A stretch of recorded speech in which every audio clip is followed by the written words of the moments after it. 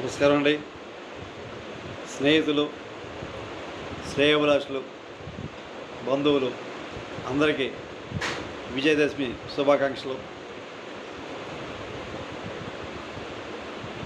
ఈ విజయదశమి విశేషం మీ అందరికీ తెలుసు. సాక్షాత్తు శ్రీరామచంద్రమూర్తి ఈ రోజున రావణాసురుడిని చంపి విజయం సాధించారు. అలాగే చక్రవర్తులు, రాజులైన పాండవులు 13 సంవత్సరాలు కష్ట నష్టాలు ఓర్చి ఈ రోజునే వాటి నుంచి బయటపడ్డారు.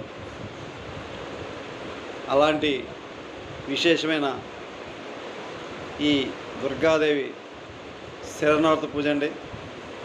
ఇలాంటి పూజ ఫలితం అంత బాగుంటుంది. మన జీవితంలో కూడా అనేక కష్టాలు ఉంటాయి. వాటన్నిటినీ మీరు అమ్మదయ విజయదుర్గాదేవి అనుగ్రహంతో విజయం సాధించి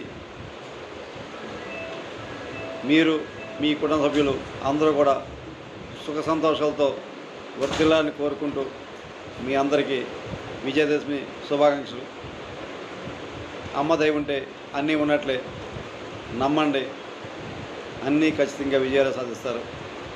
జై రాజరాజేశ్వరి విజయ దుర్గాదేవి. జై దుర్గాదేవి.